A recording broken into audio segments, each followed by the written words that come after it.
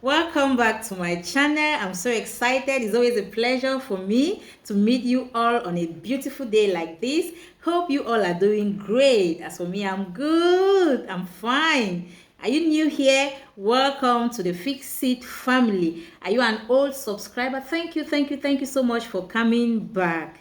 I'm a counselor and this is Fix It with Josie. This channel is all about parenting, relationship, lifestyle, marriage, counseling, vlogs, and more. In today's video, I want us to talk about long distance relationship. Yes, guys, are you in a long distance relationship and you're wondering how you can make this relationship work for you? Then this is a good time for you to subscribe and like the video as we go straight into point number 1.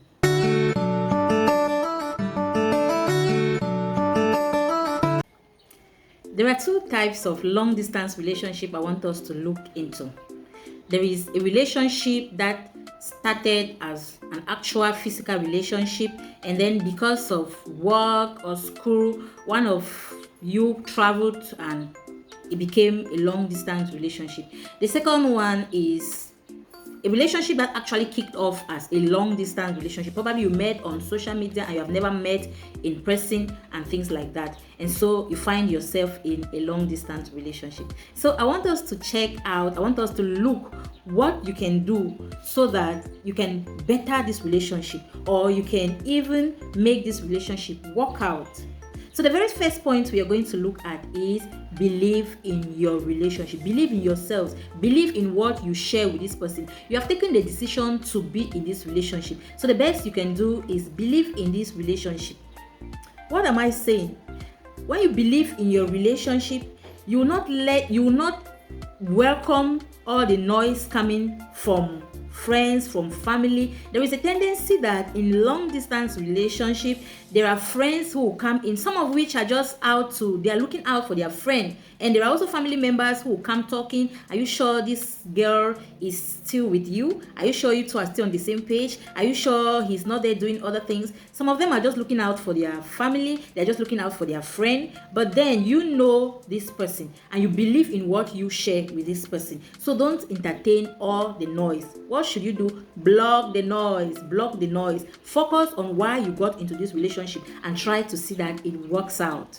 When you believe in your relationship, you will not be carried away. You will not be easily derailed by talks like that from friends and from family members.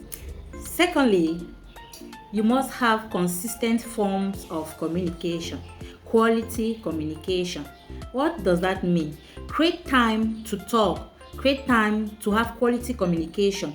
When you have these communications, it will help you bond them more. It will help you let this person know that this is actually what is going on at this time, at this point in time, and this person will also understand exactly what is happening. So when you have that it should be consistent forms of communication.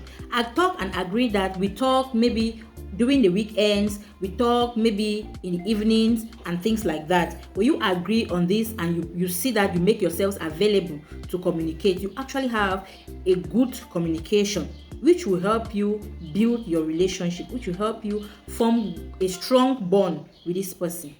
One of the good things about consistent communication, is that it gives you the opportunity to let each other know if there is any change in schedule. It permits you to tell your partner that tomorrow probably I'll be very busy and will not be able to talk at this time. It just lets you inform the other person that your schedule has changed, and it creates that trust. So your partner will not call and you don't pick and they start thinking, but what's happening? Why is she not taking the call and things like that. So when you have that consistent forms of communication, it makes you let each other into your schedule. So you understand exactly what this person is doing at what time. This is what has changed. On Mondays, probably at 5 o'clock, he's already in the house or she's still at the salon and things like that. So it is very important to communicate. Communication is very important. Whatever changes, let the other person know. If there is any change, let the other person be aware of it. Furthermore, in a long distance relationship, you need to have patience and trust. Have a degree of trust that can help you stand difficult times. Relationships are not made in heaven. Of course, even in relationships that the two partners are actual, they are living in the same house, there are bound to be difficulties, there are bound to be challenges. What will help you is that trust, is patience. Have trust for your partner, have patience for this person, be able to tolerate some things, be able to trust this person that this is what this person is capable of doing, know what they are capable of doing and what they are not. When you have that degree of trust for this person, you will not be moved by situations. You give them time. You understand them, especially when they are going through a particular situation. You will not be quick to judge. You will not quit and things like that. So trust and patience are very essential in all relationships, but it is vital in long distance relationships, especially when you're not seeing the person. You cannot say what they are doing at what time. You just have to be patient and you need to build that trust. It will help you. It will help make things work out for you. So trust the person. Be patient with them. Learn to be patient. If you are not a patient type, learn to be patient and just build trust as much as possible so that your long distance relationship can actually work out. Again, when in a long distance relationship, it is very, very important for you to always find a way to do things together.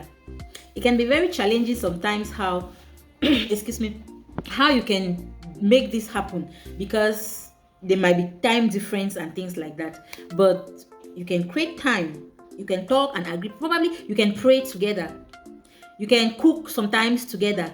Those times are very peculiar, they are so sweet. There are times that help you bond together. It helps you build some memories, it helps you just bond very well. So learn to do things together, probably once a week. Just learn to do things together. It will help you bond very well, even from such distance. To conclude, have a long-term plan. What do I mean? If the long-distance relationship is without a plan, it is difficult for one to focus. It is difficult for one not to give up. But when there is a clear plan, talk about it. What does the future hold? When are we meeting? When next can we see? When will this end? Have a long-term plan. When you have a long-term plan, you work towards it, and it will help you to know that this distance have a time when it will actually end. It will give you the strength to keep pushing.